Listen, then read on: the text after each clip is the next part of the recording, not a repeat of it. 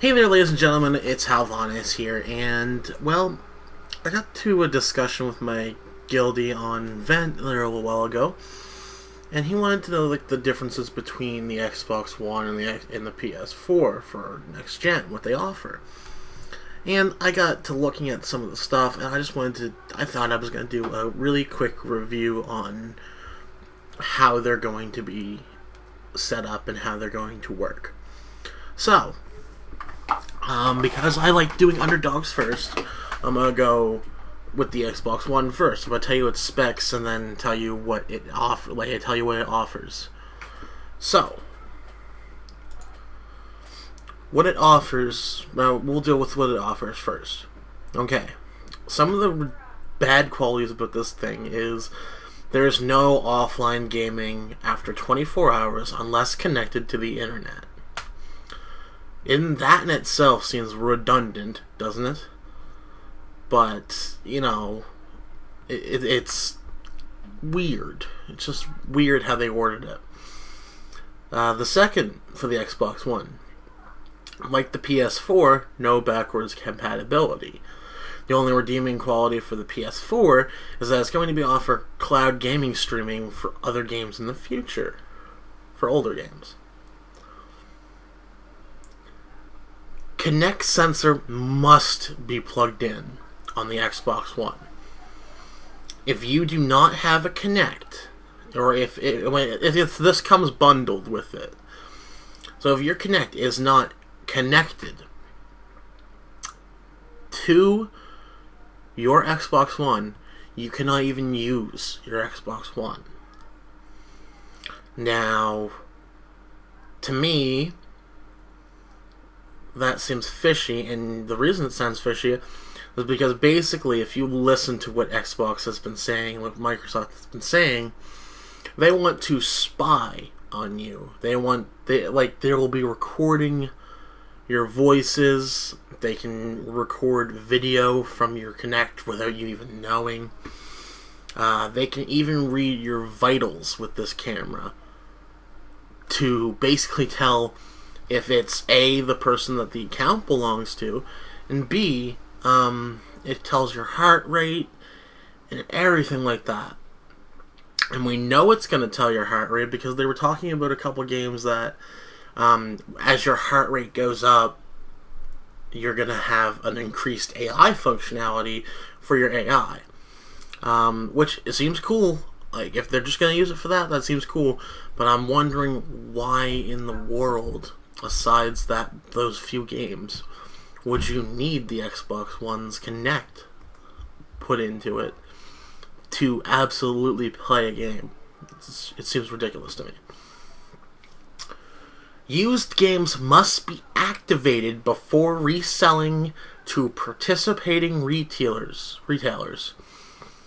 and can only verify the activation.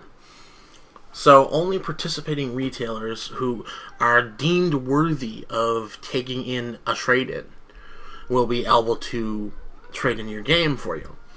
And they'll also have to inspect your game to make sure that it is activated.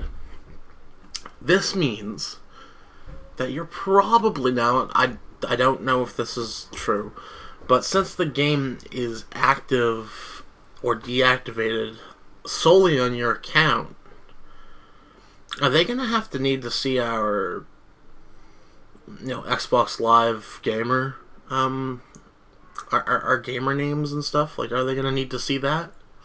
Because if they do, if I ever had purchased an Xbox One, I would not be trading in a game at all for that.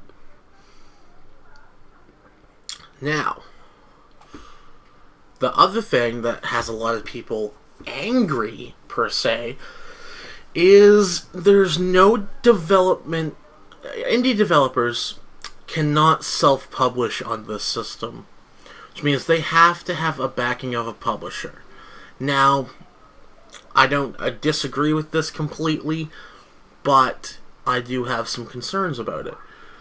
As an indie developer, you say, okay, I've got a choice. I can self-publish on the PS4, and they'll take a cut, like every other company will when I go with them.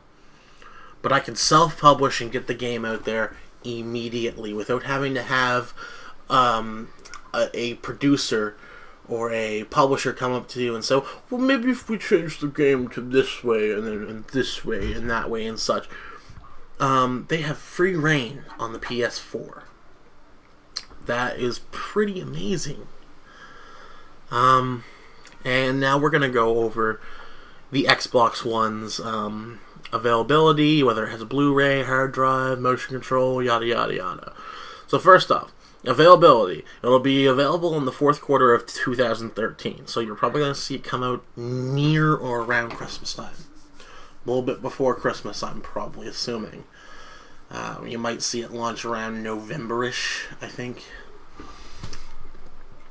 Does it have a Blu-ray player? After years of not having a Blu-ray player, Xbox finally has a Blu-ray player. That's good. The hard drive will be a built-in 500GB hard drive. So, unlike the Xbox 360s, you're not going to be limited to just like a 40 gig thing. But that also raises another question. If they are giving us a guaranteed 500GB like thing, when we activate these games and such on our accounts, are we going to have to be using a lot of space for these games? Or are we going to be using minimal space? Because if we're using a lot of space, that's going to sell other bigger hard drives for the Xbox One. And I think that's what they want to do as well. Motion control. A new Kinect, which is bundled, and also we've heard numerous times before that it's going to have to be mandatorily plugged in. Its CPU is an 8-core x86 AMD. Also, like the PS4's,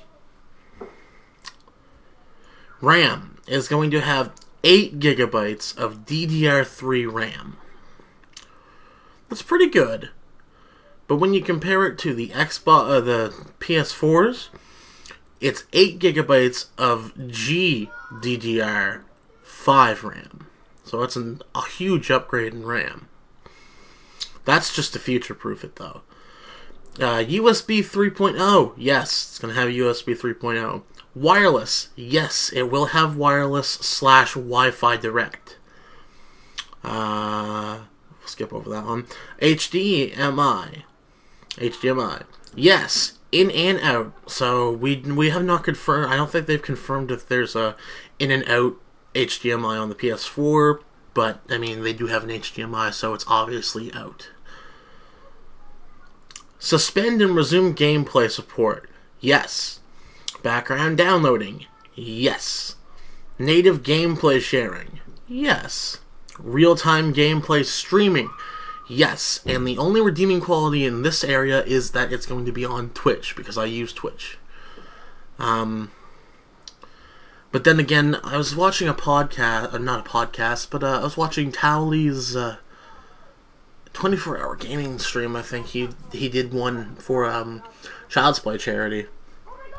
And he said something on there about the average Twitch user will probably not be using this. They're probably not going to be using this at all, because I don't think you can get the same aesthetic if you are a partner on Twitch by using your Xbox. Are you going to need to be partnered on a different account for your Xbox? Or is your gamertag going to need to be partnered? Because in that case, they're going to need all information on your gamertag as well. And the price is $499, and, it's a huge price. But it's $100 more expensive than the PS4. So, that's been the Xbox One. And I'm going to make another video for the PS4. I do apologize if there was noise in the background. I'm going to try to remedy that situation for the PS4 version. Thank you for watching, and I hope you enjoyed the video. Please leave your comments below. Tell me what you think of the Xbone.